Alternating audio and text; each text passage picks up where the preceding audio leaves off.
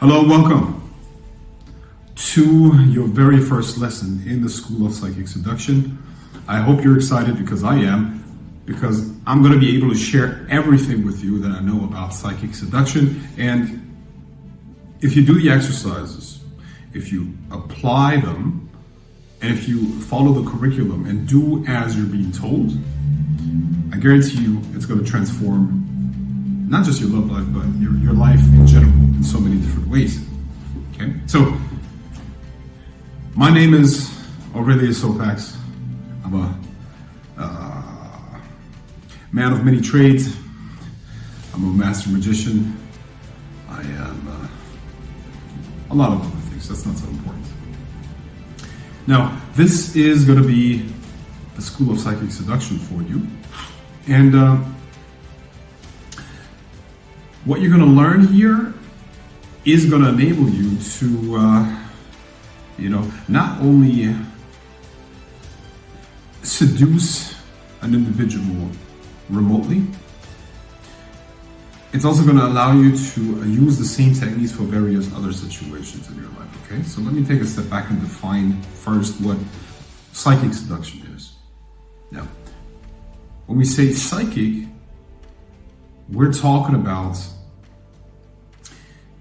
the mind in general. We're talking about remotely, or at least without physical contact, influencing the dynamics in someone's mind and emotions, which includes thoughts as well, and getting them to act, perceive, and behave in a way that we want. Okay. Now, when we're talking about seduction, what we're talking about is, of course, getting a love interest, a potential love interest, to be more open to us, fall in love with us, want us, fantasize about us, and various other things, right? This is what psychic seduction is, and this is what you're going to learn here. But like I said, you're going to be able to use these techniques for various other methods. Now, before we begin, here's a disclaimer. If you are in the School of Psychic Seduction, it means that you're above 18 years old. You have to be above 18 years old. You have to be a sane individual, sane defined as somebody who's able to differentiate between right or wrong. I do not condone hurting any individual in any way, shape, or form, mentally, spiritually, physically, nor do I recommend or condone the destruction of any kind of property. Okay, be a good person, do good things, follow the law of the land wherever you're located. Good. So let's go into the first lesson, which is going to be a little bit more theoretical, but this theory has to be covered. Now, you also, in the first week, will find an ebook that has outlined the entire theory of how psychic seduction actually works and how you can do it. Now, this ebook already contains a lot of information. Now, of course, it doesn't contain all the techniques that can be utilized, but I highly, highly recommend that you read it because it's going to help you in so many different ways. It is true that theory is not as powerful as practice, but without theory, without an overall understanding of what you're doing, your impact is going to be diminished quite a bit. So once again, read the ebook. Okay, so let's talk about a little bit of the theory and what that means. Similar to the theory of why and how magic works, psychic seduction relies on a model of the world that allows us to include the ego perspective, the perspective of the self and the current position that one is in, one's perception of oneself and the world, and then also other parts that must be part of this greater model in order to allow psychic seduction to happen, okay? So roughly speaking, we have multiple concentric circles. So concentric means they have the same center. And at the center of your awareness, there's your ego perspective. You know? Imagine the ego as a tiny, tiny circle, which is your perspective and experience. Okay, now everybody has that. Everybody has their own personal, individualized experience. Right?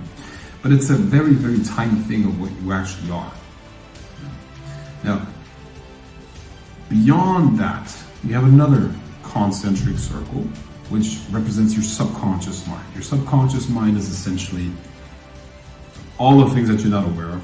That would include all the things that you've ever experienced in this lifetime.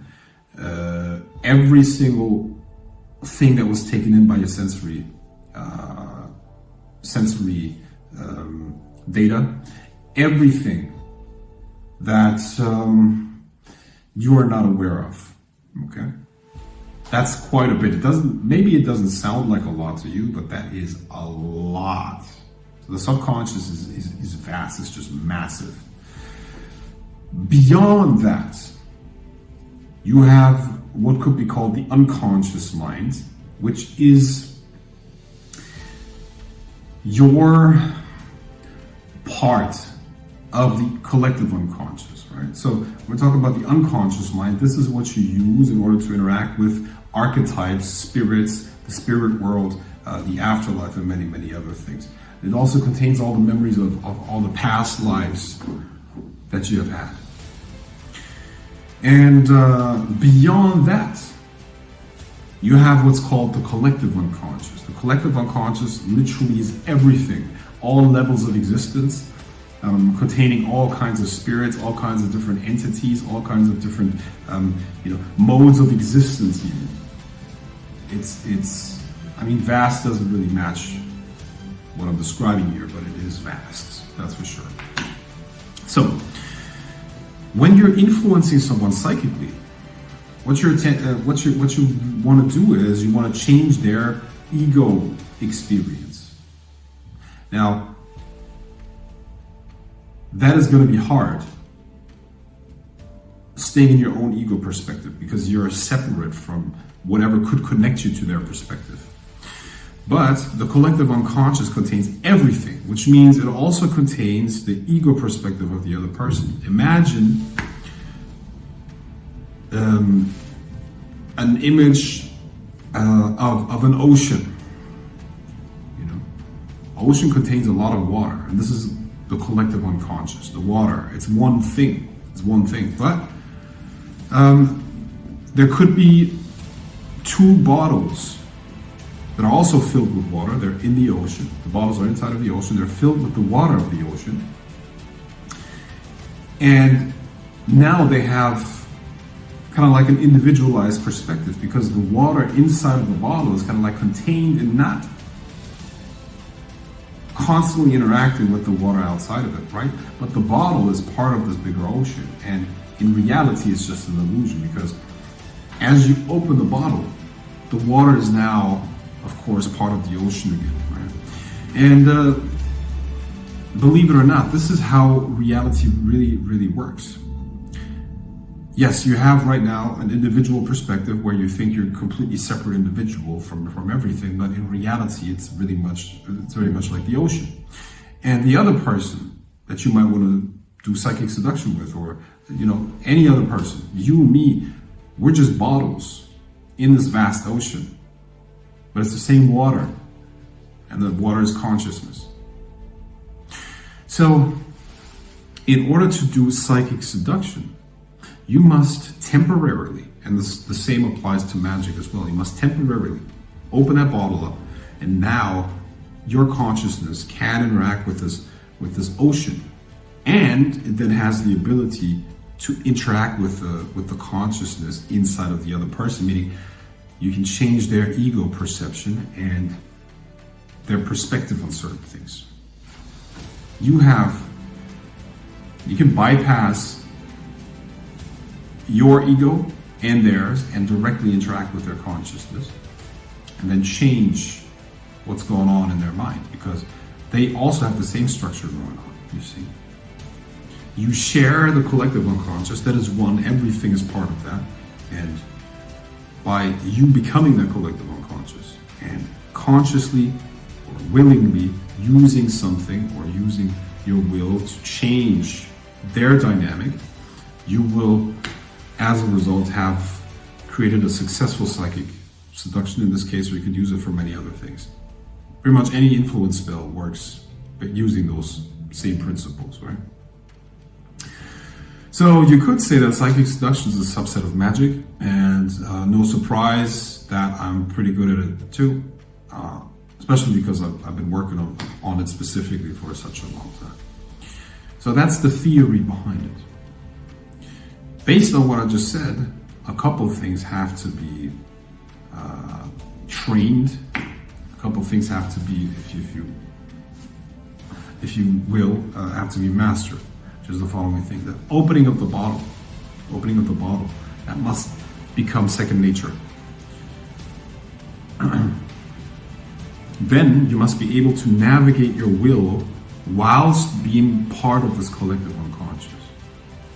And then you have to be able to keep the focus on what it is that you want for as long as it's necessary to change the dynamics and the perception of the other person. So these are three things, and they translate into, number one, the induction of a trance. Number two, using concentration. And number three, willpower, which is just basically maintaining focus over a certain amount of time. These three things are the basis of magic, and mastering those will make you a master magician. That's how easy it is, how simple it is. I should say it's simple but not easy, because it will take discipline, it will take work, but you can do it. I taught many, by now I must have taught thousands of people how to do these things. So our training is going to begin with the induction of a trance, which is going to be the next lesson. This week you also have the ebook. I want you to read that. And next week we're going to continue with the other two abilities. Those are the foundations that are necessary. And then, once you have attained the ability to go into those altered states, you can use various different techniques. You can include various different energies. You can use various different spiritual influences, and so on and so forth. There's a whole plethora, I promise you.